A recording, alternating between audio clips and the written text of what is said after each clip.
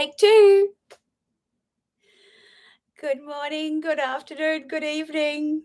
Looks like the internet has let me down, and I'm hoping that the 50 odd people that were joining me before will come back. I don't know when I froze, but we shall see. Here we go. Okay, we're back. We're back. Hi, guys. I'm very sorry. I've switched to 4G. Sunday morning, people must be using all of the internet bandwidth up. Hello, hello, hello. You thought my Botox had kicked in. Was I very frozen, was I?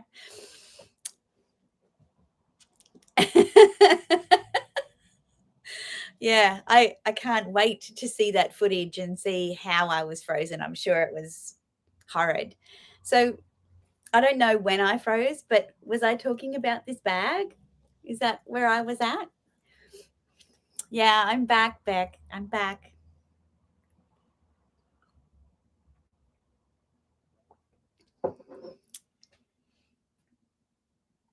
Excellent. I was reading comments. We hadn't reached any bags yet. Oh, God. So I was frozen for a little while then. Before I froze, I'd just finished 5 Stages to Style. Okay, some great listening skills there, everyone. Thank you so much. So, not Khalifa, Kafila asked about how structured the mirror baguette was, and without any organizer in. And you can see on the side, it's, it looks good. On the front, it kind of, it depresses in a little bit because it's empty. If I was to fill this up with things, yeah, it would look a little bit saggy. So, I've got the organizer that's just the 1.2 millimeter organizer from Zoomoni. There is a thicker one. But yeah, I kind of like a bit of movement in my baguette. So I would, if it's something that's going to bother you, it's, you probably need a more structured organizer in it. But yeah, for me, I quite like a bit of slouch in my baguettes. Hi, Lisa. I know that there were other questions and obviously they've gone now. So I'm very sorry. If you remember what your question was and you want to pop it in the comments, please do so. But in the meantime, I have a bunch of questions on Instagram that I can answer in the interim. Look at me. I'm a little bit shake. I'll get my head back in the game in just a minute. Eileen, have you picked up anything in the sales? You know what? I have abandoned so many shopping carts. It's not funny. I think it's very overwhelming, the emails, the push notifications, the Instagram, YouTubers pushing a bunch of links on the community pages. I just hate shopping like that. I really do. I have never been a big one for Boxing Day sales and end of financial year sales, unless it's, homewares and things like that I've kept an eye on. But generally speaking, I'm not a huge fan of shopping chaos. I like to take my time. I like a chill vibe when I shop, and I'm really not enjoying all this Black Friday stuff being thrown at me. There's some good sales to be had, but I would just be buying for the sale. Like Victoria Beckham now has 20% off things and a free lip gloss, and I'm like, I've already bought everything I want.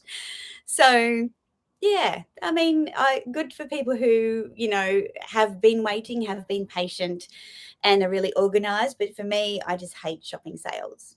I do not find it luxurious at all.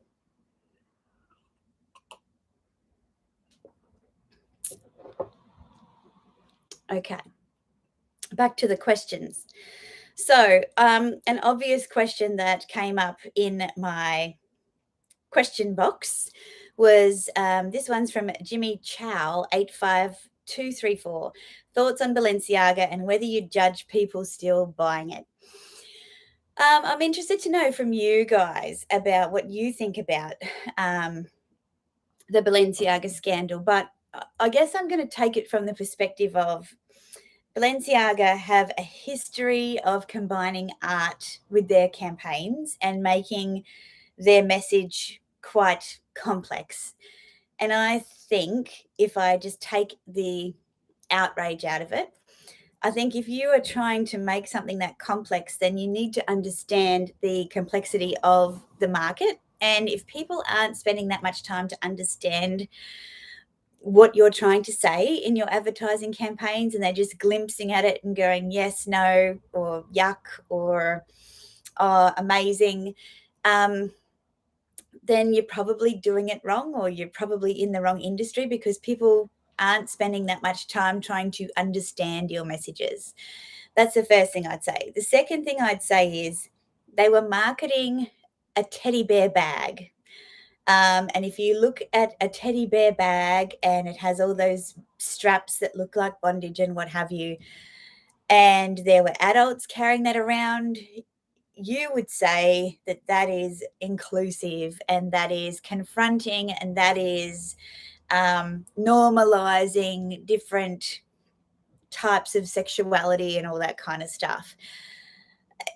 It's it's hard to understand why they've chosen to shoot that campaign with children. Um, I think that you would need to have a very, very, very, very informed and sophisticated audience to get that. If there was something less sinister in it, the court documents thing, I think, really confused their message. The fact that they've taken it all down, that they've listened at least. Balenciaga was one of the only brands that wiped their whole Instagram account when the Ukraine was invaded by Russia. So I'm reluctant to cancel them. I think they've gotten some pretty significant feedback about the fact that this is not okay, and perhaps they need to rethink their intended audience and the platforms they use to promote their products, and who their customer is and who their audience is, because I don't think it's who they think it is. I think they think they're appealing to a very artistic, avant-garde, kind of abstract audience, and they're not. They're advertising to the general public, and I think that's where I'm going to leave it anyway. I'm not going to judge people for who they shop with, um, because I think it's the same as people who listen to music by artists that are controversial. Um, I think you've just got to let people make their own decisions. But I do understand why it was so outrageous. And yeah, I think they've listened to the feedback. I think they've got a bit to think about in terms of their marketing, and it's going to leave a bit of a shadow for sure. Meredith said, yeah, it was a marketing stunt. They knew exactly what they were doing. Everyone's talking about them. Yep, for sure. Yeah.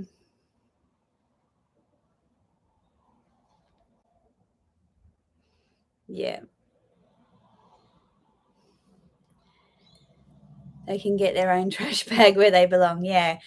Yeah. They're off a lot of people's lists. And look, if you watch the roast that Connor and I did, they're not mainstream taste anyway. So I don't think that they're going to miss a lot of us not buying their pieces, because we would never have bought them anyway. So yeah. Thanks, Paris. Yeah, I've got the big bubble bun on today. Okay, Emily has said Chanel small-heeled slingbacks has been in style. Quality of Chanel shoes. Emily, I don't have any Chanel slingbacks. I have Dior slingbacks. I prefer a pointed toe on my heels.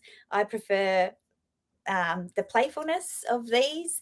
So they're Dior slingbacks. I also have, would you call the Fendis the Colibri slingbacks?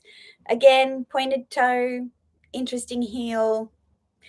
I can't talk to you about Chanel slingbacks because I don't know, but I love a slingback. I think the trick with the slingback is you go down like a half a size, because otherwise the the back can move around a little bit on your foot. So just get the sizing right to make sure it's nice and firm, and you'll be fine.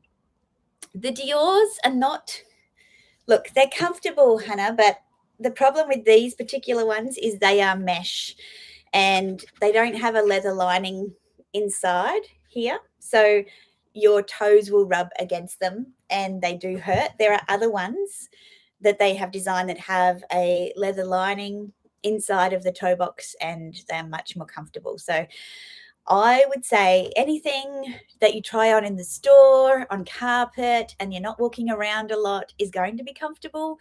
It's when you start doing, a full day of shopping or an event, even though the heel is small, that's when you find out where all your rub points are. And I don't think that's something that's going to go away with those Dior shoes, so I don't wear them very much.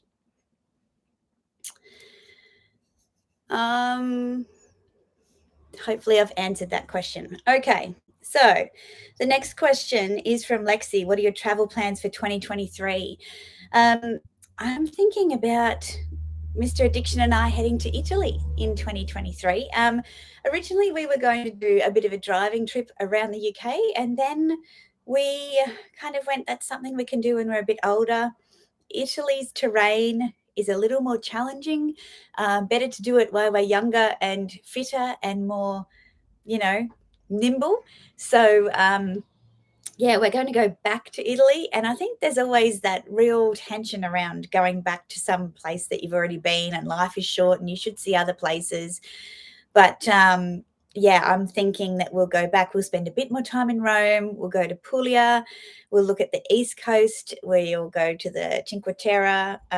We'll probably go at the back end of August, early September. So we've still got really nice, warm, lovely weather. But a lot of the places that Mr. Addiction wants to visit are in Bologna, in the manufacturing sector. So, Ducati Museum, the Ferrari Museum, they were all closed last time we went in August. So hopefully if we cross over August, September, they will be reopened and he'll be able to go and have a look. Okay. Let's see. Is there such a thing? This is called the thick tartan. Is there such a thing as being too close to a client advisor or sales associate? Well, I don't know. Is there? Imagine the friends with benefits. Look, is there such a thing as being too close? I definitely believe that you can form friendships with the people that work in the stores that you visit frequently. I think that that is real and genuine and lovely where it appears. I think people are very cynical about friendships with client advisors because their view is that they're just out for one thing, and that's to make their commission. I think the two things can be true at the same time. I think that you can have a friend who is your friend, but also can help you to source and secure pieces that you want and earn a commission off that, and not misrepresent shortages of stock and those sorts of things. And I think that's where it gets a little bit tricky. But sure, I think you can have friends that are sales associates for sure. Leaving Fash. Hi, Chan. Do you have a limit of price when it comes to luxury handbags? Thank you. Do I have a limit? Look, once upon a time, I would have said my limit was $3,000. I think the most expensive handbag that I have in my collection to date is this one, I believe. I'm pretty sure. This is my most expensive handbag, and this was 9,300 Australian dollars. Obviously, my made to order is coming at some stage, and that's a little bit more. But do I have a limit? I guess it just depends on what is happening, in my life. At Christmas, my limit might be 0, for example. So yeah, I'm not going to ever put limits on things or budgets. When I organize a holiday, my sister's a travel agent, and she will say, what's your budget? And I'm like, I don't have a budget. These are the things I want to do.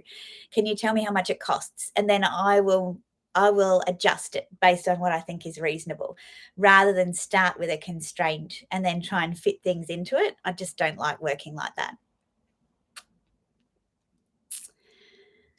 Hannah, with the price increases on the Peekaboo, would you repurchase your bags at the new price? I have to say yes, because I don't think that they've ever been cheap or reasonable, at least not in Australia. Fendi is expensive. And there's not a huge Fendi following, because I think people say, well, it's expensive, but I'm not guaranteed to get my money back if I sell it. And Dior used to be like that, but less so now. And that's because Dior's had a lot of price increases. So I think, yeah, if I love the pieces, I would still buy them. I think price is the thing that I look at last. So it means that I buy less, but I buy things that are more substantial. Olivia, I'm thinking a Europe trip for my husband and I for our 30th. That'll be nice. That'll be lovely. Are there any bags you are thinking to maybe sell? Um, Not at the moment. I've just had a bit of a vlog sale. I think I'm going to be more open to selling things, though, I have to say. When I look at my life, I've currently, both of my grandparents are in an aged care facility now. And I guess it just kind of opens your eyes. They're in their 90s to the fact that they packed a suitcase and they walked out of their home that they've lived in for the last 50 years. And what did they take? Just their clothes. Um, there was nothing else that they wanted to really take with them, and some furniture items to make life more comfortable. But so I'm very conscious of the fact that life is short, time is finite, and if I only have finite funds with which to pursue my passion in fashion, then yeah, I will leverage the liquidity in my collection to be able to purchase new things. So I think I will sell more things, and I'm not really sentimentally attached to a lot of things in my collection. So if it's not serving me, I'll have no hesitation in selling things in the future. Um, I'm ovulating. Give me a bag. First on fleek approach. Yeah. Luckily, I'm not shopping with Hermes, so I don't have to use those excuses. Emily, speak of luxury prices, Dale and others on the chat. Do you worry about security, especially storing them at home? It's always on my mind. I never worry about it. To be honest, I think there's plenty of things. If people, I had a home intruder earlier this year. I didn't talk about it on my channel. I don't think they were coming for bags. I was home, and my dog growled, and I think they were trying to steal our cars. And the police came really quickly and said, yeah, they're looking for cool cars to go racing around in.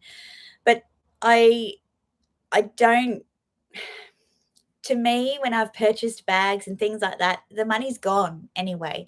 And if you want an insurance policy for each of your pieces, like, you're going to be paying as much as your collection is worth just to insure them outside of your house.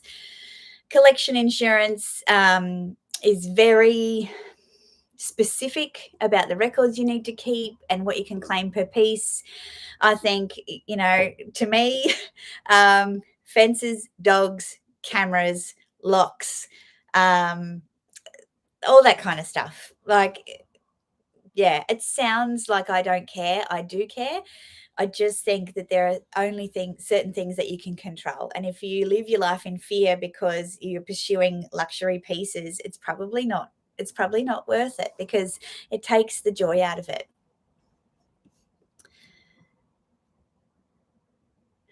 Rebecca, how do you feel about the size of the increase on the Peekaboo? Large increases are hard to swallow, but understand it's been a while coming. I think they are large, and I was a little cynical that they were going to be that big, to be honest, Beck. So I've never purchased for fear of a price increase before.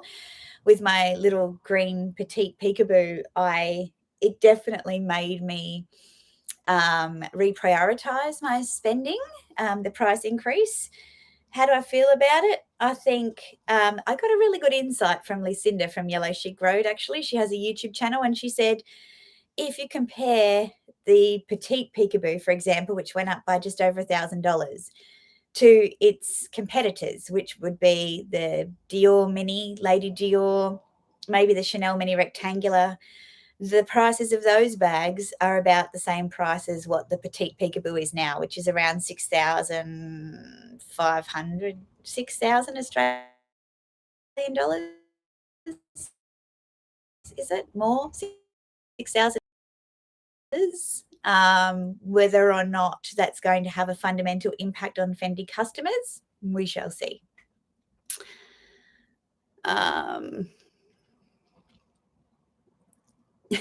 Carmen wants me to sell my multicolour Fendi baguette. You know what? It's possible, Carmen. It's possible I might sell that bag because I haven't picked it up for quite a while.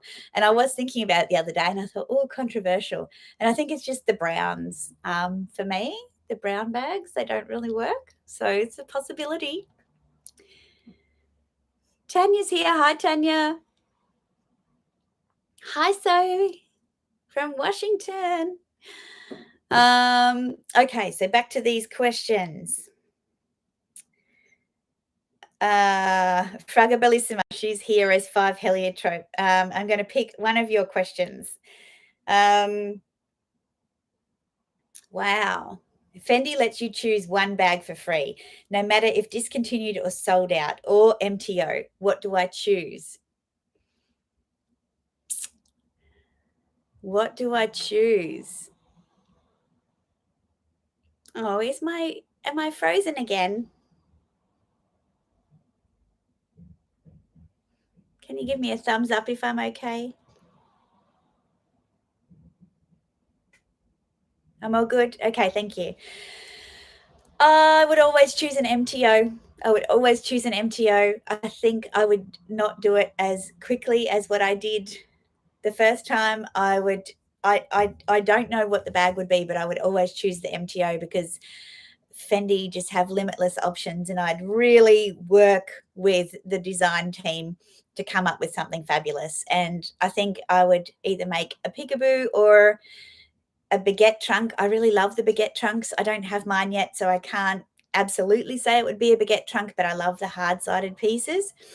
So yeah, I would do an MTO. If they would give me any bag, I would do an MTO always, but I'd want more time.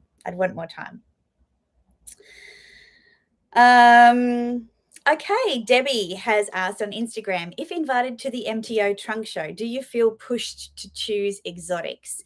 So the MTO is made to order for those that think I'm speaking a different language. Do I feel pushed to buy exotics? No. No, and I don't. I think if you go to a trunk show, though, you're expecting that it's going to be full of those really exotic pieces. So there will be different skins and furs. That's the whole point of a trunk show. It's kind of showing you the top tier, the things that you don't see every day. So I think if you go to the trunk show, which I was invited to back in August, I would expect that there wouldn't be much more to choose from besides those pieces.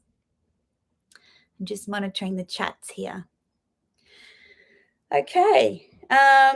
Tree.sap.heels. Do you have a 9 to 5 job? No, I don't. I'm a real housewife. No, I run a consulting business. I've been putting out a lot of content this month because I am not doing much work this month. The nature of consulting is when I would have been doing my business development for the last couple of months of the year, I was actually on holiday and entertaining guests and those sorts of things. So I kind of closed that door a bit early this year. Which, a lot of people might say, well, that's really lovely, lucky you. I kind of hate it. I hate not having purpose in my life. That's why I'm putting a lot of time into YouTube. I hate not working. And funnily enough, I've just started watching The Real Housewives of Melbourne, and Connor is delighted because he's watched all of the episodes like 10 times. So I don't feel like I'm in that category, but it's some entertainment anyway. Did you hear the housewives are coming to Brisbane? I did not. I did not. Oh, that would be fun. That'd be great. Emily asks, are you going to the LV exhibition in Sydney? Not sure if you've been and I've missed it. I actually am hoping to go next weekend. So I did have a ticket for one day, but I'm doing something else that day now. I am staying a little bit longer, so I'm hoping to go and see it. So I might vlog that as part of Grinchmas. Carmen asks, Dale, would you work for Fendi if they offer you a job? And what job should it be? Oh, okay. Would I work for them? Yes. When I met with the GM of Fendi Australia, we were talking about what I do for work, and they definitely like that kind of stuff. Yes, I would work for Fendi in some kind of, corporate position. I'd love that. That would be great. Hint, hint. I'm available. Jay Shu says, not a question, just want to say your energy is infectious and I love how authentic you are. Thank you. Not everyone does, but thank you. Luxury doesn't always mean better. What's a luxury waste of money? What a great question, Shirate Joyce.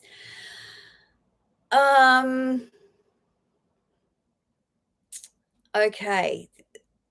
This is hard. When is luxury not always better? Okay, I am going to say furniture.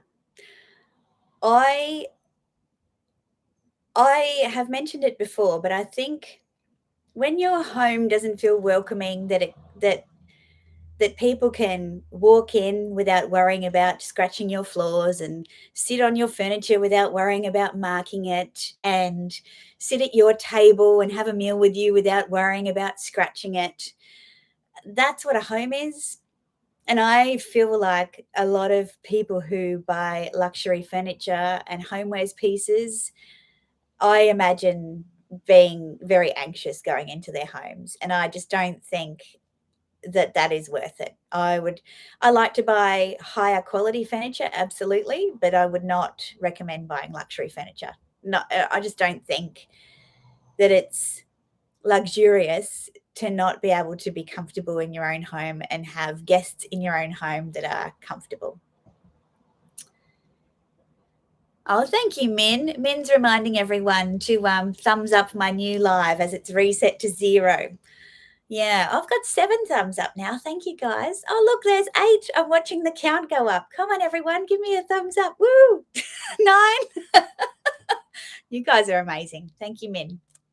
Nick wants to ask, I'd be curious to know if there are any brands that other YouTubers have put you off or have influenced you to consider. That is a great question, Nick. Connor and I mentioned in our roast video, VCA has suffered for me because of YouTube. So Van Cleef and Arpels, I find the whole narrative around their jewelry and what it means and what it represents to people, or what they say it represents, that it's refinement, that it's elegance to the exclusion of other pieces, that people who wear things that are perhaps chunkier are showboating or have no taste. It's really put me off, and it's probably not fair to VCA, to be honest. What else do I not like? I mean, the more I learn about Hermes, the more I dislike the brand. I respect that what they do is different, but it's not something that I'm particularly interested in. What else? My neighbours just started, mowing the lawn, so I'm so sorry if that's interfering with the noise quality. That's what happens on Saturdays, I suppose. They're probably kind of the main ones. But I watch a lot of MS content because I really connect with the YouTuber. And so just because they're buying things that I don't particularly like, it doesn't stop me from watching and supporting their videos because I'm so happy for them. But yeah, if I see like I've just got a new VCA piece or whatever, I probably won't look to it. Oh, you can't hear it. Well, that's good. So yeah, that's a really great question, Nick. I also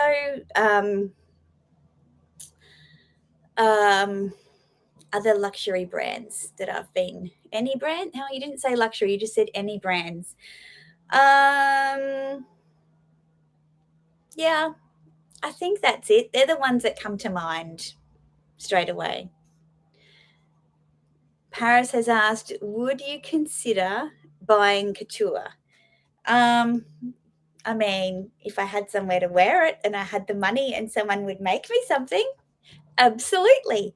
If I got invited to a runway show and had the opportunity to wear couture, like, wouldn't you? Oh, how amazing.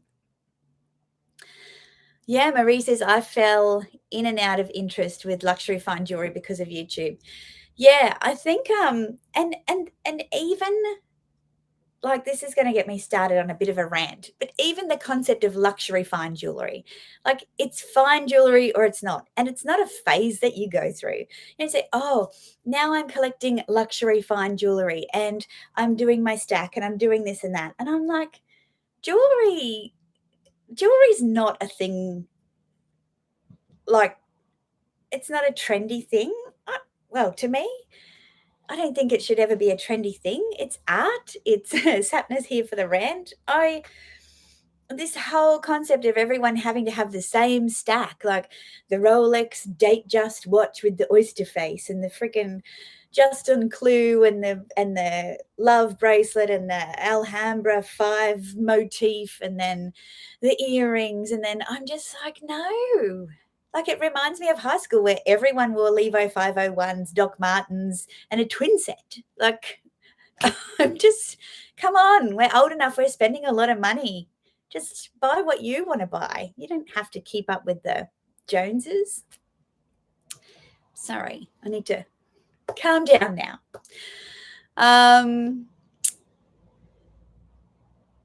Hannah, what are the current top 3 handbags on your wish list?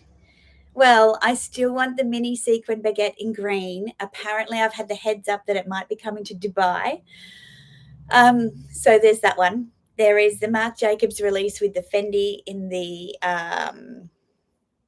iridescent kind of sparkly beads. That one's on my list too. And the lilac sequin baguette from Fendi. It keeps haunting me. When I saw Beck's unboxing, it's in the unboxing video. I was just like, oh my God, stop. You've already got a purple baguette.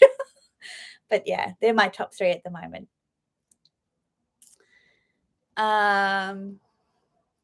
Yeah, the classic Stax Urq.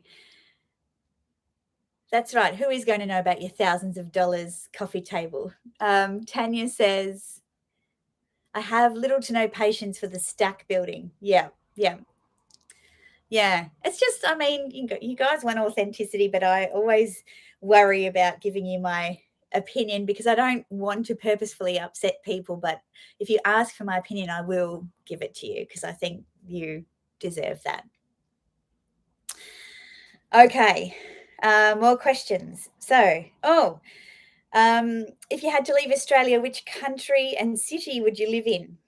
Well, I'd have to have a go at New York City. I just would. I'd just have to. It's always a worry because, when you have a favorite place and some people move to their favorite place and then it takes the shine away and you're like, well, where do I go now for my holidays? I mean, I love where I live. I'm very thankful about where I do live in this part of the world, but yeah, I'd love to live in New York City. I'd love to. The energy of that place is just electric, and the hidey holes and the places you can discover in such a small land mass is just magic. So I'd love to live there.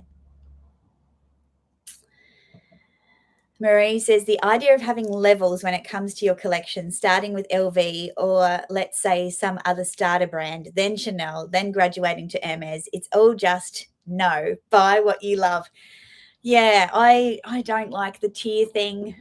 I just think, and the smugness that appears, that I perceive from people, they may not be being smug, but I certainly perceive a level of smugness as people move away from entry level brands. I'm just like, no, you've lost me. I'm gone. Bye. I'm not watching anymore. Um, Tanya says, my viewers appreciate honesty, not lip service and faux gushing for the sake of attention. The faux gush. We should like hashtag that, Tanya. That's great. I love that. Yeah, what is this entry level brand business? Oh, it's just stupid. It's stupid. Um, it's stupid. And then people criticizing Louis Vuitton for making leather bags. I'm like, hello, they're a brand. They're evolving. Like Chanel has evolved, has not evolved their classic pieces. Neither have Hermes. We seem to be happy to overlook how impractical and cumbersome those pieces are because of their history, nostalgia, the symbolism, the status, whatever, however we justify it. And I certainly justify ridiculousness. I mean, I've got nano bags and things like that that don't make any sense. But yeah, I think that there's an arrogance, certainly around not just the brands, but also the people telling the stories about why they think certain brands are more important or influential or have higher status than others. To me, there's a difference around knowing who you are and having style than um, just following the crowd. And when you're spending luxury money and following the crowd, that's a problem. That's a big problem. Okay, more questions. Um, if you can only have one color, black and white not included, in your life, fashion, home, etc., what is it? I think it's green. I think green is pretty much a neutral. Um, it's a color of nature, it's a color of life and growing. I have a lot of green in my house, in my wardrobe, in my bag collection, in my eyes. So I would say green is my answer. What do you guys think? What color, if you could only have one color, what would it be? Carmen says, do you have a bucket list? And if so, can you tell us one thing on it? I guess my bucket list changes from time to time. It used to be owning my own business, tick. Having my black BMW convertible, tick. Finding my nice, handsome husband. I never go for people over their looks. I never considered that I would have anything other than a lovely life, even though I didn't come from much. I came from a loving family, but I didn't come from much. But I never expected to struggle. I just point in the direction and I work hard and I network with people and I learn things and things work out. So in terms of bucket list, there are a lot of studies that say, most people when they're on death's door and they're talking about their regrets in life, people assume that they will talk about having spent more time with their loved ones. But that's not what people say. People wish they had the courage to do things and not worry about what other people thought about it. So YouTube was something that I would never have done, but here I am. A meet and greet event with a Italian brand that's almost 100 years old never would have been on my wish list, dream list, bucket list, whatever. It's done. So I don't know. I feel like as opportunities come up, we should, and we feel a little bit nervous about them, we should just say yes and then write them on the bucket list instead of create the bucket list and fulfill those things. That's, yeah, my roundabout way of saying that. Margaret says, nobody ever regrets what they did. It's what they did not do. I think, it's even in a Red Hot Chili Peppers song, Margaret. So it's got to be true, right? It's gospel. Turquoise is your aura color, Sapna. Yeah, absolutely. Candy says anything sparkly is her aura color. Blues. Yeah, that's good to know. Pink, of course, Nick, of course. Yeah, I love you guys, I love lilac, but I think green's more versatile for everywhere, for everywhere. Okay, Shirate Joyce, best and worst luxury packaging, bag, box, ribbon, paper. Okay, bags, box, ribbon, and paper. I have to say it would come down to Dior and Chanel. I think they do luxury packaging like no one else, and that's what keeps pulling us in. There's nothing more satisfying than getting home with your new baby from one of those boutiques and just the ritual of opening those pieces is absolutely beautiful. So I would say they're amongst the best. I think Gucci does a fantastic job as well. I think Fendi's great, but Fendi, it's not as much of an experience, I think, as other unboxings. I think the worst, like as in the packaging that makes you feel least excited about opening it. I don't know. I'm going to say that's probably why the thing that puts me off buying a lot of pre-loved, unless I'm saving a lot of money, I will just buy it from the boutique because the whole experience is what I want from luxury.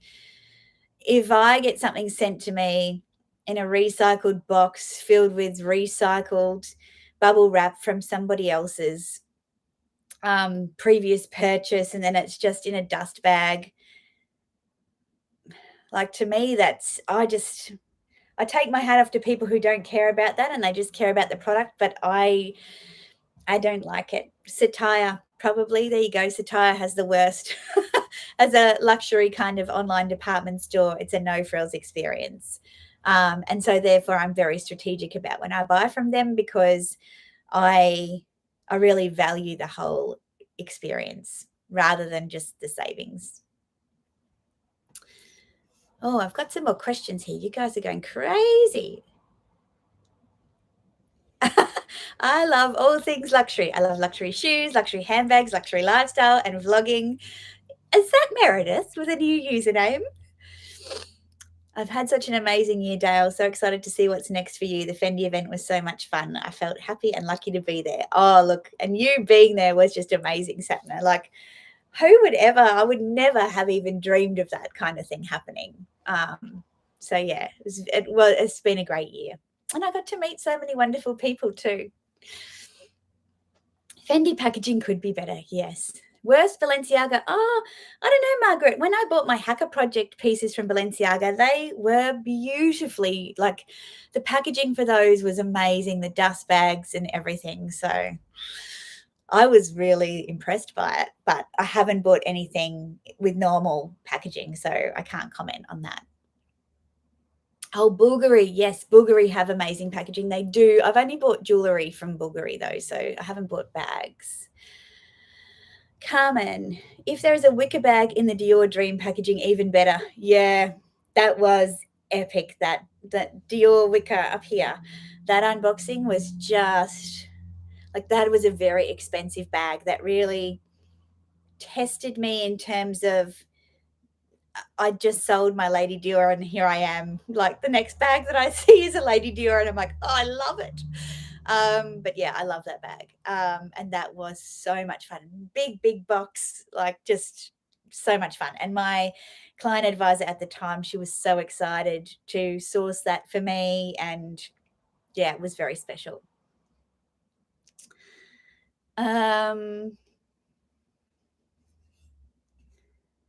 Yeah, Hannah's saying, yep, Fendi could improve their packaging. It's good, but not fantastic. That's right. It feels like LV opens the box, throws the product in, and that's it. Yeah, sometimes it does. Sometimes it's not the most luxurious experience, that's for sure. Netta Porter matches my Teresa all have nice packaging. They do, absolutely, they do. So Satire need to up the ante, but Satire do have the better prices, I think. So that's probably why. We need an annual Fendi event. Yeah. I mean, if someone else can be the guest of honor, I would definitely go and support other people. I don't like being the center of attention. And yet here I am talking to 70 people on the World Wide Web. The irony. Loewe packaging is pretty plain. An SLG in a bag were my 2 latest purchases. Oh, I can't wait to see them, Marie. Does the mohair still play on your mind, or is it sailing away into the distance? Controversially, the mohair would be a bag that if I saw it on a sale, I would buy it, as opposed to, do I need to spend full price on the mohair? I think if it went on sale, that would definitely tip me over. So if you happen to see the Fendi mohair baguette on a discount somewhere, let me know. If you had to pick one bag right now to go, to leave, which one would it be? My multicolor baguette. Oh dear. Bits and bags. You bought a couple of things from Essence. Horrible packaging. Yeah, yeah. And I think that's the trade-off, isn't it, around luxury? If we could get the lovely packaging. I mean, my Sunshine Shopper tote I got from Netta Porter, that was a wonderful experience. It didn't come in a box though because the bag was so big, but it was wrapped really beautifully. So yeah, I think they can do some good prices. Louisa Via Roma went overboard when I bought around 2 years ago. My bag was in a small box. Then they gave you an LVR box that was 3 times the size. You paid a lot for shipping. Yeah. What's my favorite? What's my favorite fragrance? It used to be Coco Mademoiselle by Chanel, and I still wear it from time to time. My husband loves it. I think it's because it's more about familiarity. I always used to wear it. Now I love Louis Vuitton's Rose de Vence and Stella Times. I love layering those two as well. So wearing Rose de Vence through the day and then adding some Stella Times in the evenings. It's got a really heady, romantic scent to it. It's really lovely.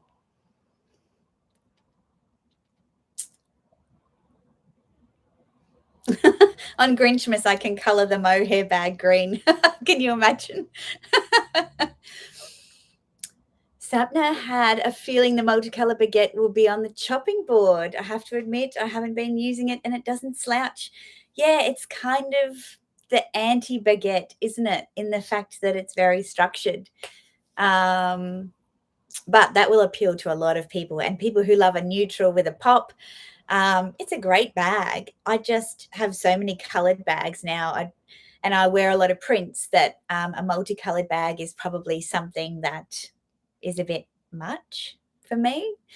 But if you wear a lot of block colors, it would be perfect. You've revealed on your Instagram, Marie. Okay, I would check your Instagram out. Leia the Coco Mademoiselle and Joe Malone Mandarin Orange Lime Basil. Oh, that sounds like a great combo. I might just take a photo of your comment, Margaret, so I can remember that. My phone is full of screenshots of random things that I scroll through and go, why did I take a photo of that? Okay. What is the 2022 the year of color? Oh, yes, it is for me. Wasn't the color this year, it was a purple, wasn't it? Was the Pantone color of the year like a purple color this year? Or was it green? I can't remember. Does anyone know? Help me out. Okay, I have some more questions that I need to get to. Where are they? I've put them in an album. Alrighty.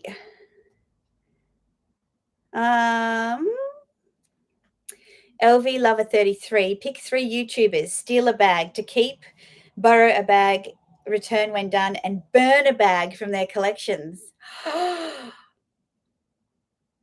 Oh no. I need to think about that. Green was last year, purple's this year. Okay, cool. 3 YouTubers. Oh no, I don't know. Okay, I'm going to pick, yeah, burn a bag. I'm going to pick Amelia Rose. I'm going to steal her graffiti mini reissue. I'm going to borrow her mini capucines with the malachite LV.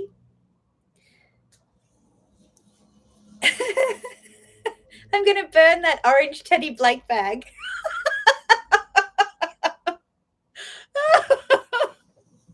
Oh, no. Okay. I'm so nervous to do this. My face hurts. Oh,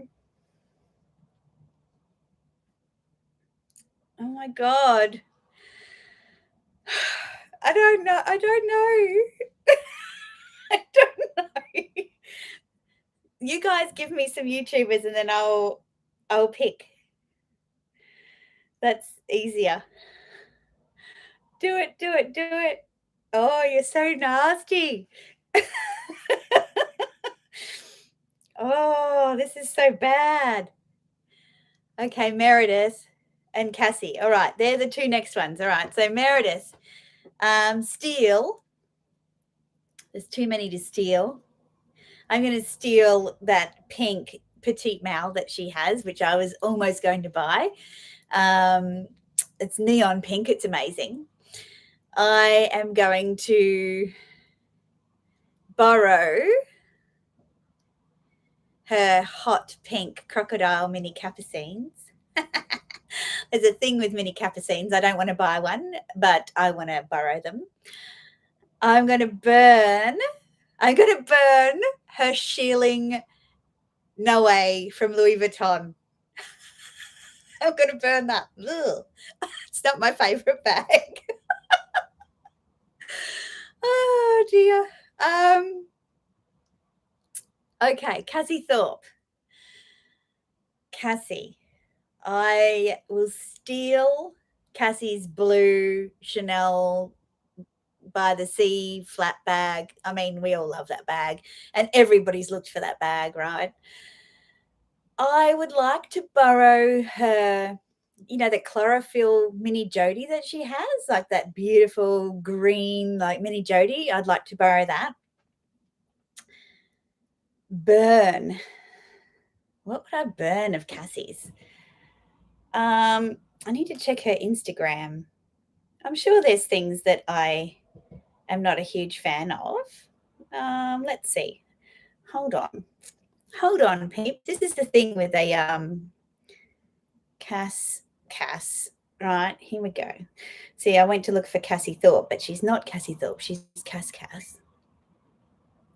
Okay, so what would I burn? That pink Chanel camera bag that she bought. I just feel like that's not remotely like anything else she has in her collection, which is why she got it, but I don't like it. I think I'm not a big fan of it, so I'd burn that one. Wow, that was a hard-hitting question. Thank you, Jen. That was scary to do live. That was super scary to do live. Okay. Whew. Here's a great question from Jean. We always expect this from Jean. Do you think luxury YouTubers slick each other to get more followers, or does it just come across like that?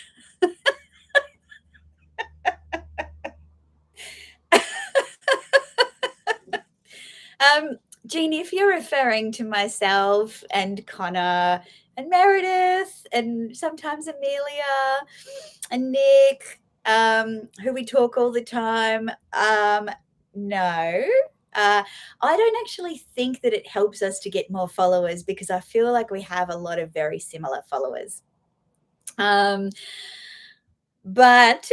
I actually have had this conversation with Meredith, and I'd be interested to know about you guys. There are a lot of YouTubers who start out very authentically sharing their pieces, and they start to share other people's channels and they support their peers, and then they go very businesslike. And you would think that they operate in a bubble. They don't mention other people anymore.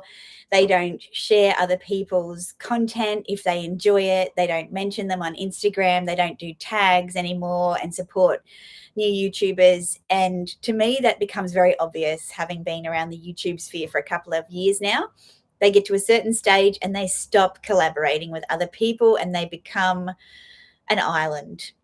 And I will always promote and share other people's content if I enjoy it. I don't understand what it costs a YouTuber to support someone else. And if you like their content, why wouldn't you share it? It makes me sad that people think that by collaborating less, they will achieve more. I don't, it makes me disengage. That's what I have to say about that.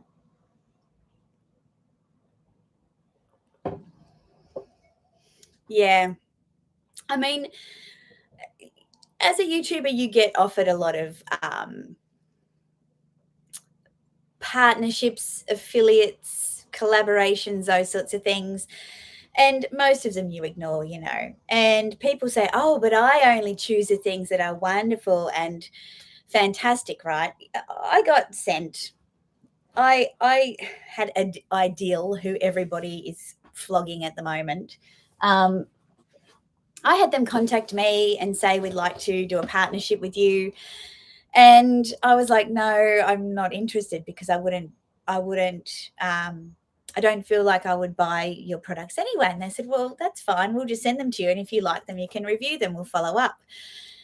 And they sent them to me and they haven't followed up. So I haven't done a video. And this was like some months ago, but call me bratty, but I don't think getting luxury jewelry in cardboard boxes and cardboard packaging, I don't think that's luxurious.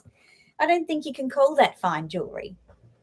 I think that's the same as getting a luxury bag from Satire. It's not, and I feel like for me, it doesn't fit with everything else that I talk about here.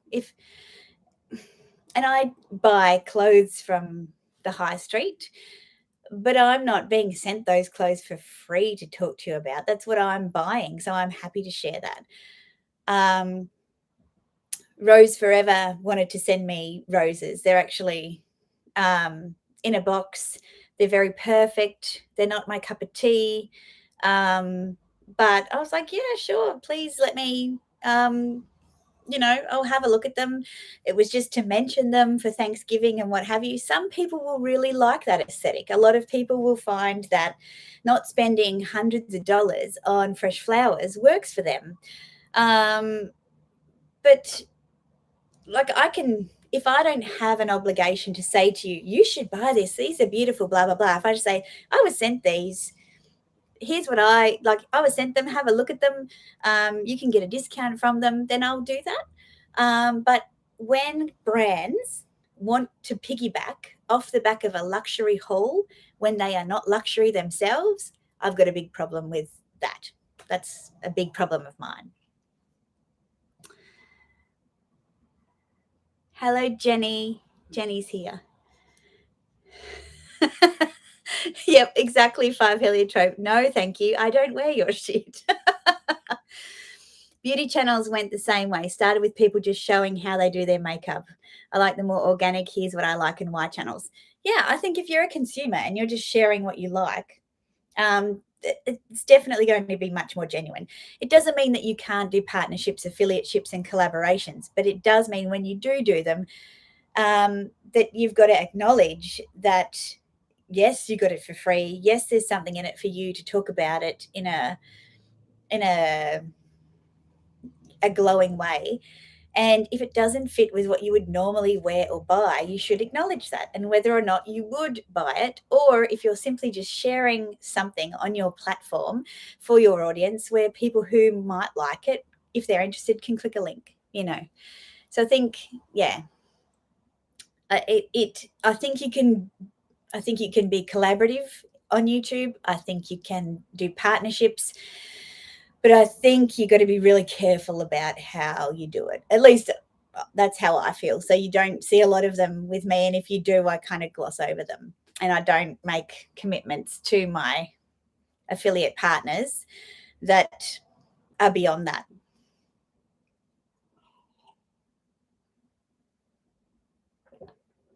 Yeah, you're right. Dragostea.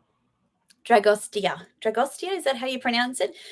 Yeah, you all notice when something's inconsistent with our channel. And I think people are very patient, viewers are very patient around saying, okay, oh look, Dale's got a partnership with a brand that she wouldn't usually purchase or buy from or whatever.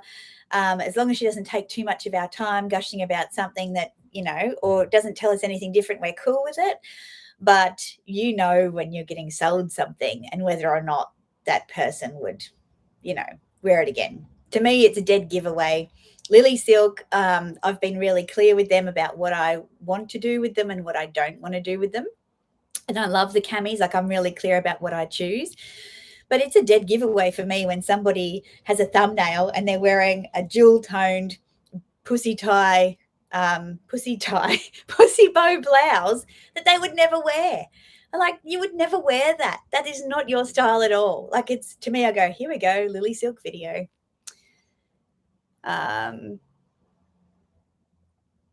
It is hard to believe what people say. It is when they're freebies. Sure, it is.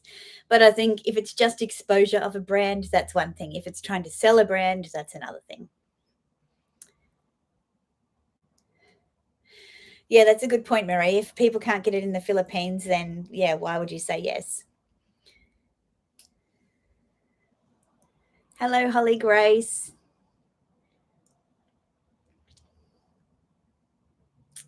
I'm just reading all of your comments here. Yeah, I have to agree with you, Five Heliotrope. You laugh so hard every time a YouTuber, all covered in Cartier Van Cleef, is talking about lab diamonds and how they're the real deal. I agree. Yeah, send them to me. Let me try them out, and I can say to you, "Hey, I've been wearing them. They're a great alternative if that's what you want." But I'm not knocking on their door and using their discount codes and buying their jewelry. You scroll past the sponsorship, yeah. And Anna Louisa, like, when people start to say, "Oh my God, they're sustainable and they're this and they're that and they're packaging," and I'm like, well, that's not luxury. Luxury is meant to be hard to get, scarce, expensive, absurd, fickle, artistic. It's not meant to be. The whole point of luxury is that it's not. It is exclusive in a way, but there are more and more of us who are finding a way in, and I think that's wonderful. But I think that Senrev and a lot of these other brands that like to partner on luxury hauls, I just don't see that. They should be collaborating with people who do Amazon hauls and people who do, um, just styling videos where they offer, mid-level kind of fashion pieces for every day. That's who they should be collaborating with, not luxury influencers. And I think it's gaslighting your viewers to say that you would put that bag in the same collection as your very high-end designer pieces. I think that's rubbish.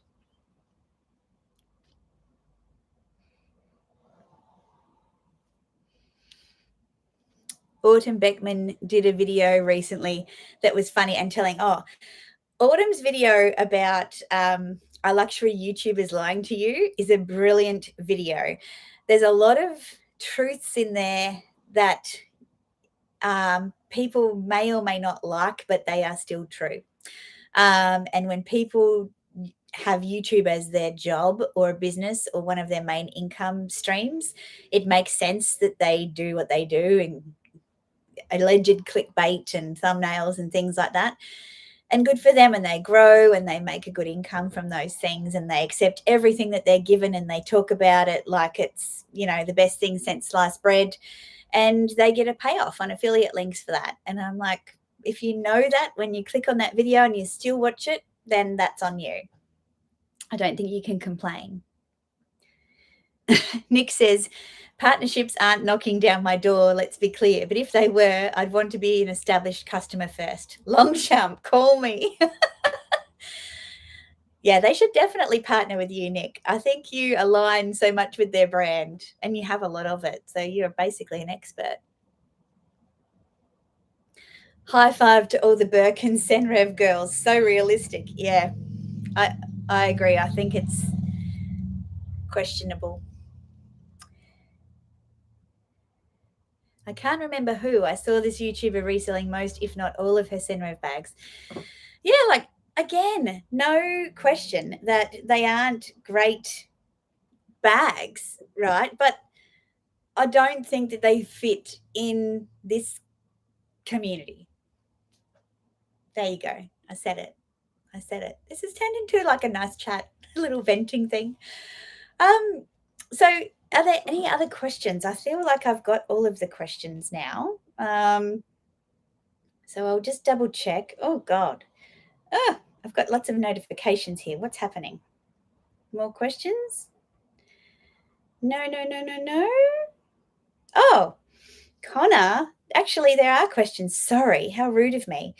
Geraldine asks, your perfect day, what does it look like?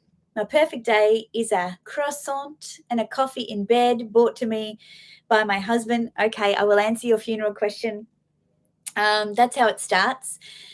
And then I can get ready for the day, and my dogs will be on my bed with me wanting to have croissant, and I'll be like, no, you can't eat on the bed, but I am. Then I'll have time to get ready, and we'll go for lunch, some kind of beautiful seafood lunch, some sashimi or something like that, something light, and a glass of rosé. Then we'd browse the shops. Then we'd decide to do a staycay. So we'd stay in a nice hotel in the city, which is only 5 kilometers away, and we'd have something more substantial for lunch. So we like this French restaurant where they do this beautiful crab souffle, and then following the crab souffle, maybe like steak frites, something basic like that, and share a dessert. And then, that would be my perfect day. Connor has asked your favorite gemstone other than a traditional diamond that you'd have a ring made from. My favorite gemstone is the emerald, an emerald cut emerald. I have always adored emeralds. They're much more fragile than diamonds for a daily wear, which is the only reason that I have not bought one yet, because if I had an emerald shaped emerald, I'd want to wear it every day. Love them. Okay, now let's go to this question about the funeral. You're at your worst enemy's funeral.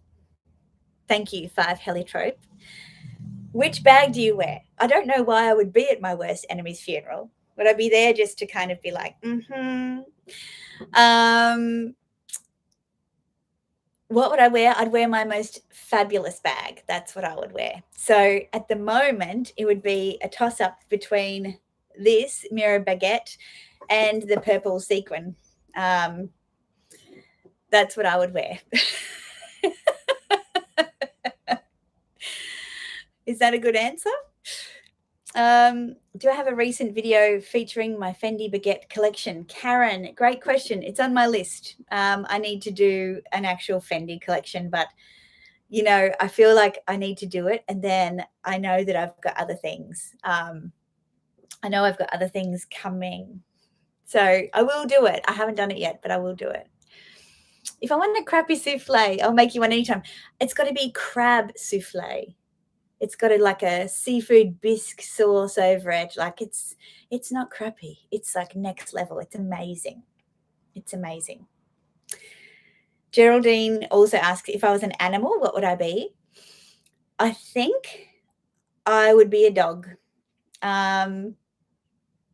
Definitely. I mean, I look at my dogs and I think they've got the best life ever. And I think the dog has, it was one of those things that actually struck me in Jacob's documentary he did with Vivienne Westwood.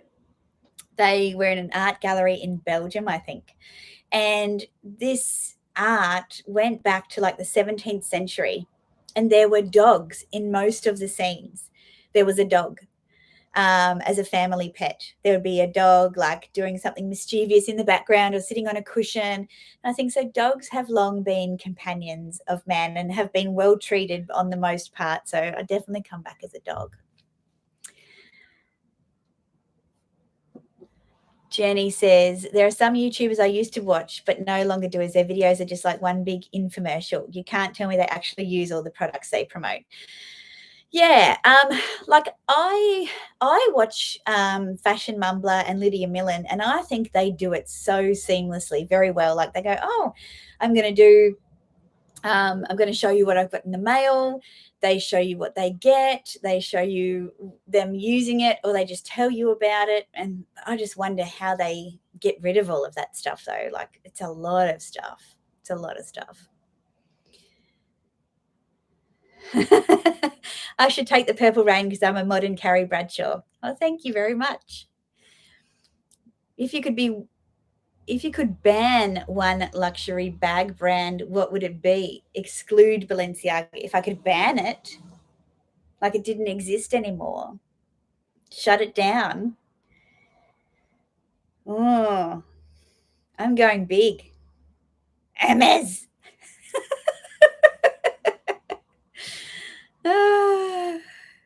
Shut it down.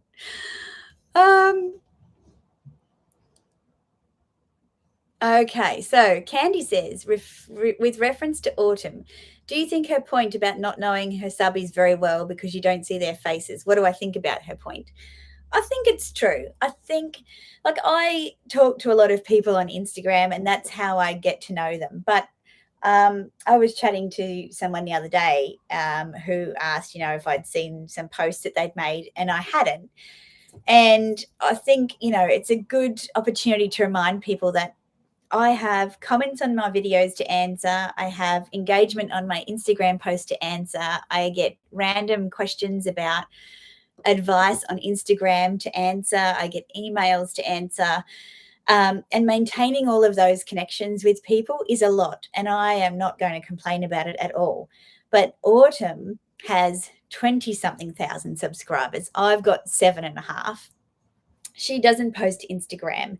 And she puts out 3 videos a week, I think. And her videos are very informative, and they're very there to help you make purchasing decisions. Mine are not. And so mine is much more of a relational. I feel like I know a lot more about people. Yes, there's a lot of people to get to know, but I feel like I have a lot of connections with people, even though I don't know what they look like. I talk to people every day. I don't know what their real name is. There's a woman who has a business account who's actually coming to Brisbane at Christmas, and she's not going to be staying far. And I said, we should go shopping. But first of all, I need to know your name. She's like, oh, yeah, because her username is not her name. So, I feel like there's a lot of things that you don't know, but at the back end, there's a human, and you can kind of get a sense of who that person is. So, yeah, Autumn has always said she doesn't respond to all of the comments, and I feel like she can't do that. Be a full-time teacher, put out 3 videos a week with the amount of research that she does, and engage in conversation. I think, yeah. I think she's pretty good at also saying that she doesn't do that. So, Marie, I love that we both don't like Hermes very much, but I have a friend who genuinely loves Hermes, not a YouTuber, so I won't ban it for her sake. That's very nice of you, Marie. Thank you, Margaret. I love it when the YouTubers tell us how Senrev is vegan leather while having 40 leather bags too. It's just so inauthentic. Yeah. Yeah. And look, they give you a spiel of things that they want you to mention about their products. And that's why I kind of push back and say, well, this is what I want and this is how I'm going to do the video. And if they say, oh, no, that doesn't work with us, we'd like it to be on a luxury haul or a luxury unboxing, I'm just like, no, thanks. And I know that Meredith has had similar conversations with people. They want to just get on the back of her luxury hauls. Vegan leather is confusing, though. Some are not sustainable at all. That's right. Yes. Yes.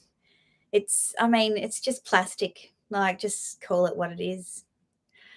Hannah, it is why I started watching you, Dale. You build relationships so well, and it feels like you talk to each and every one that watch. Thanks for being you. Thanks, Hannah. I started YouTube to connect with people, so I feel like that's, I know a lot of people say that, but I did, and I do, and I love it.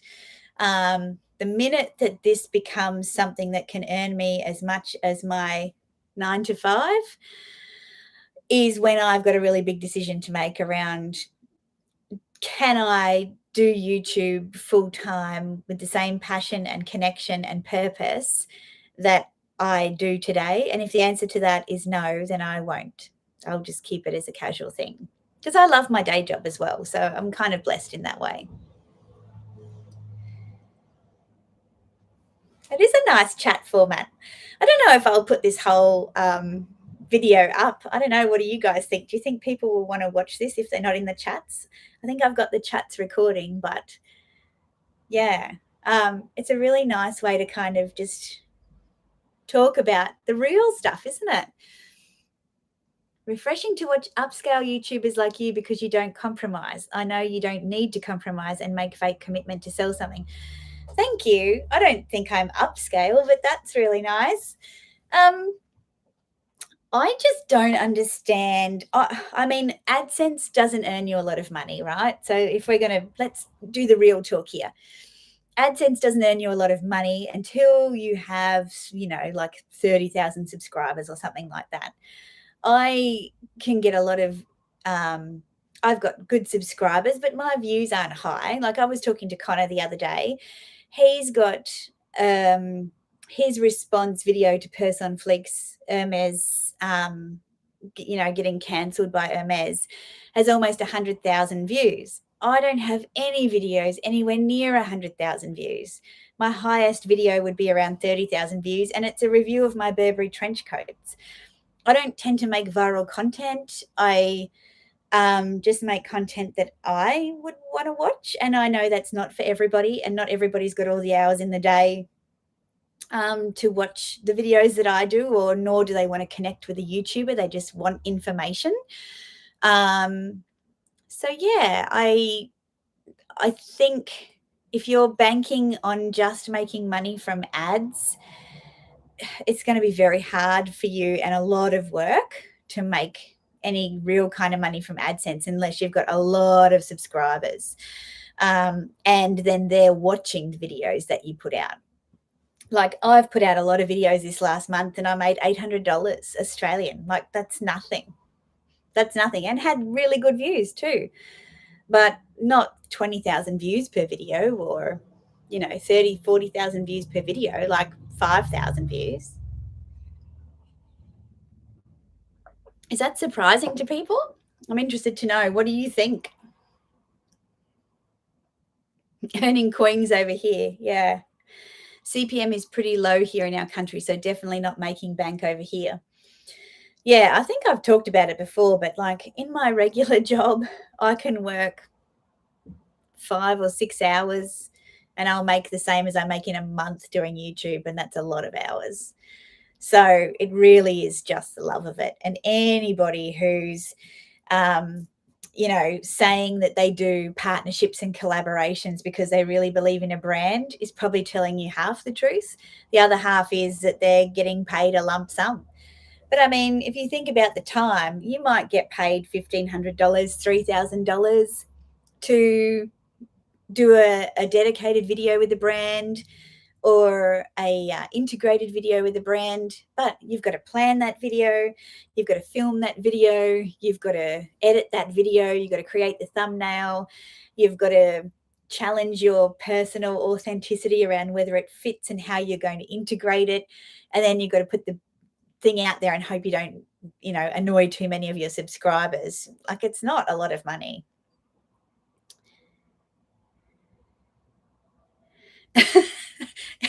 But hey, 800 AUD, how many Senrev bags is this approximately? It's probably just one, because I think they're around $600 US. So yeah, I'd probably be able to buy one Senrev bag. Woohoo! $800 was good from YouTube. I don't think it is. I think it's like piddly squeaks. It's nothing much at all. And these are the highest earning months, I think, like October, November, December. And then it goes back down again in January. And I don't even know this. Like, I don't even make my content. I'm so unbusiness savvy about YouTube. I don't make content based on when I'm going to make the most money, because I just don't think the money even comes into it. It's just nothing.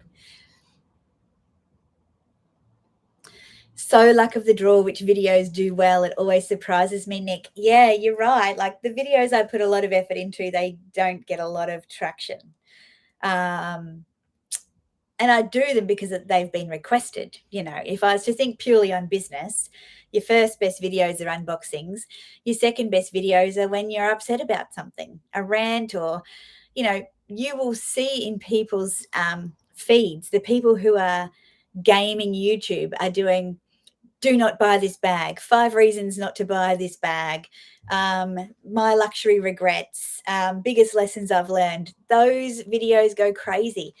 My bags I'm selling and why video was like my best performing video of the year. Like, people love a bad news story. It's like the news. They're the ones that do the best. Not, I'm really loving this, or here's what I bought and enjoy. It's very odd.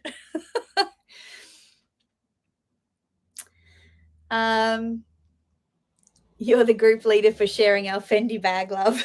Yeah, bring it on. Rosemary says, I have a YouTube channel. It's a lot of work. My friends and family thought I'm earning a lot and my content's a crap. I'm sure it's not, Rosemary. It is interesting for sure what content does best. I think I just answered that question. Imagine you would have gained $10 from every Fendi purchase you inspired. You're like a brand ambassador. Yeah, like, imagine if I had an affiliate link for Fendi. I mean, you guys would just have me rolling in the cash. But yeah, the problem for me and Fendi, I think, if I'm not mistaken, will be I don't probably bring enough new people to their brand. Perhaps a lot of people watch my channel because I love Fendi. Maybe they don't love Fendi yet. Maybe they're interested. But if I was someone who normally bought a lot of Chanel and then I started to buy Fendi, they would see that as having a bigger impact, as a brand ambassador, I think. So I feel like I don't bring them a lot of new people. I don't know. I don't know how it works.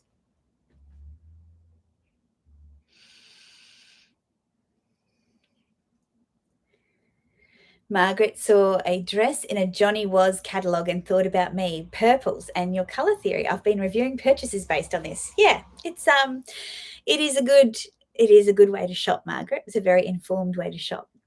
You've swayed so many people into Fendi, including new people. Have Fendi reacted in any way to your mega collab video yet? No. No, they haven't.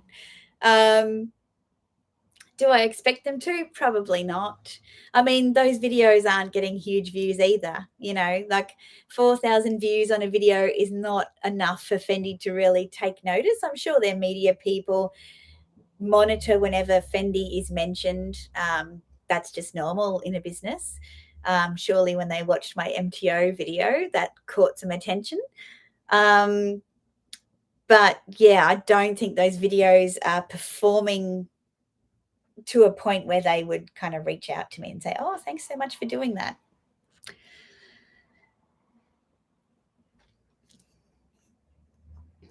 Tanya, I hate being told what I should or shouldn't have, like, buy. Again, no patience for that. I want authentic content. Lately, I've started watching less and less YouTubers. Yeah, I am the same.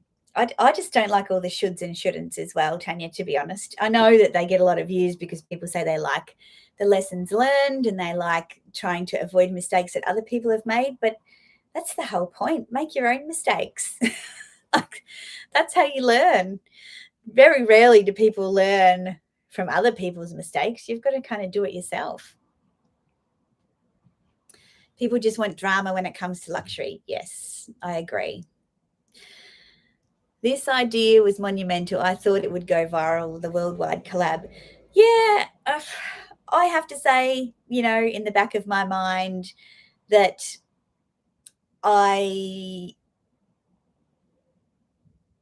was cynical about whether it would get traction, and I wasn't even going to do an intro for the videos, but my husband made me, because it wasn't about me. I wanted it to be for you guys to be able to share what you were buying, because I was chatting to so many people on Instagram about the collection and how excited they were. So I didn't feel like it would do. It's performing as I thought it would. I didn't think it would be like a breakout video for me. But I'm very happy about how many people have contributed. I think it's such a special thing to have been part of and to have kind of pulled together. It's something I'm very proud of. So thank you to Kendrea for the idea, for sure. God, we've nearly been going for an hour and a half. We might just, we'll keep chatting, and then I'm just looking to see if I've got any more questions here that I have missed. Da, da, da, da, da. Will it be too much for me to make a monthly haul for editing? No, as long as everybody follows the instructions of just doing landscape mode, I can just pull them in.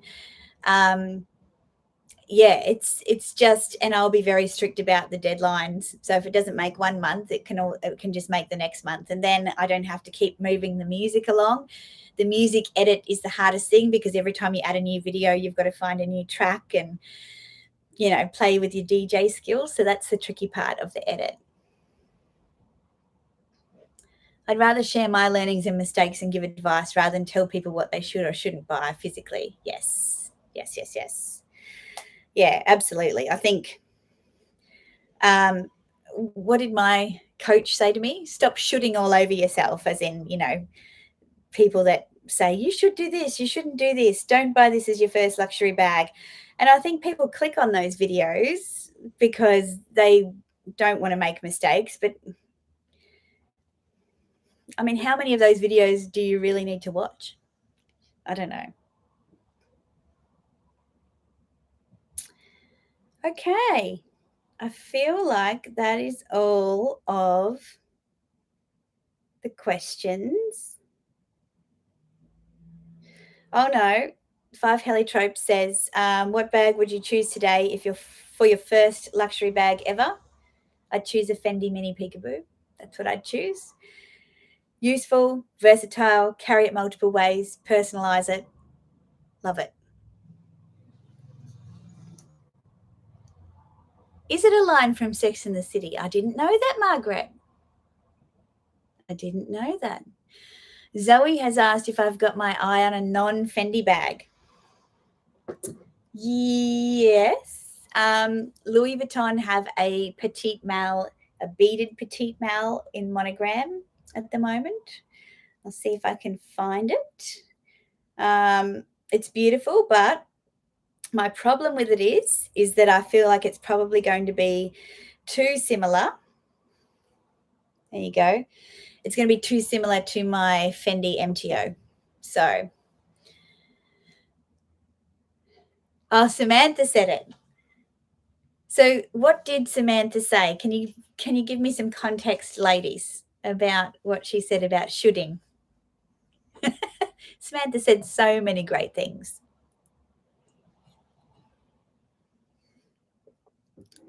Love these awkward silences. This is a fun way to do a Q&A. Thanks to everyone who came back after the technical difficulties with the first one, for sure.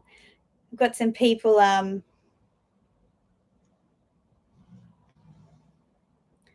responding to my nasty Instagram story. Thank you very much for your lovely responses. I'm just looking at your questions. Someone tried to call me a fat ass several different ways on YouTube, and YouTube caught them, and then they had to spell it phonetically, which I thought was quite funny that I couldn't see the comments, but I could see them in my notifications. So I was just like, what a loser. Like, it meant that much to you to say it that you had to write it 3 times before you actually got it through. Honestly. Doesn't she say that after Charlotte tells the girls that Trey can't get it up and she should just have slept with him on the first date? Okay, right. Gotcha. How would you sum up this year in terms of your handbag journey? What a great question, Moomy Kiki. How would I sum it up? Surprising, barrier breaking, inspiring, collaborative,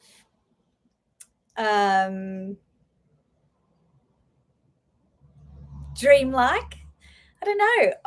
I've bought more bags this year chatting to people than I ever have before, and it's been really, really lovely. And so many beautiful pieces have entered my collection that I didn't even know were coming. I say it all the time. I love seasonal pieces. I like being surprised by what's coming, and I like being able to kind of pounce on it as well. So it's been a wonderful year this year.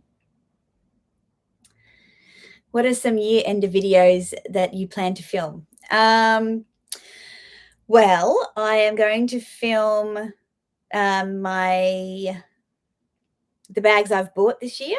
I'm gonna film that video. I am going to film the bags I've sold and why for the year.